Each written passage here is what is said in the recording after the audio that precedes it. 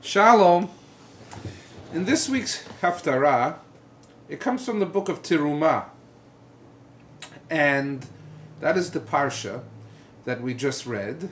And now we're going to read a haftara. So what haftara are we going to read? Well, in the parsha, in the weekly Torah portion reading, we read about the building of the Mishkan, or the tabernacle. And now you have the reading about the building of the Beit HaMikdash, of King Solomon's holy temple. This is truly one of the most amazing periods of time in the history of the Jewish people. You have the land of Israel, you have the city of Jerusalem, you're about to build the holy temple, you have a Torah with 613 commandments, you have kings, you have prophets, you have priests. You're about to have the nation rising up 3 times a year for Pesach, Passover, Shavuos, and Sukkot, and the tabernacle holidays. God is resting happily above the holy temple with menorahs and mikvahs and incense and bread and sacrifices.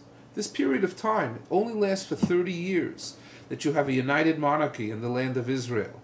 A truly fantastic period of time that if you're praying for Messiah to come, and if you're praying for the third and final Beit HaMikdash to come, you must know about this haftara. So God gave wisdom to King Solomon. He was 16 years old, and he was made king by his father David, while David was still alive, and now he is about to build the Beit HaMikdash. And King Solomon said, I will bring the best artisan, I will bring the pay of that day in order to do the architecture and the construction of the Beit HaMikdash. That man's name was Hiram, and he lived up north in Sor, or Tyre, where Syria is. And together, the king put a tax on the nation of Israel. What kind of tax? That you would go to work for the king for a month, and then you'd have 2 months off. Then you'd go back to work for a month, and then you would have 2 months off. Now this would work that you would go up to Lebanon. So there was 30,000 men doing this work just as far as the quarrying goes. And there was every month these 10,000 men. In addition to that, he had 70,000 men who would be chopping away at the rocks, and 80,000 men that were moving them and chopping down trees for the cedars of Lebanon. Remember, that was the finest wood, and that was used in the holy temple of the time. And the king had the stones carried down from Lebanon, and either they rolled it through the quarries on little logs, like you would roll something heavy, like a safe we roll today, and then they would either float it down the river, or some other way they would bring it to Jerusalem to put up these stones into the holy temple.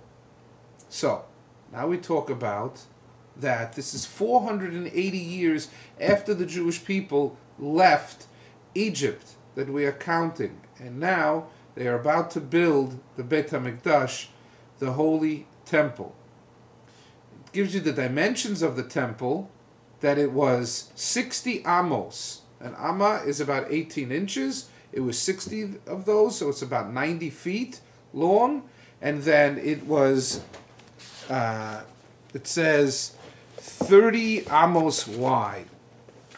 And that they build the holy temple, that it was 20 amos high. So you have the dimensions of the amos.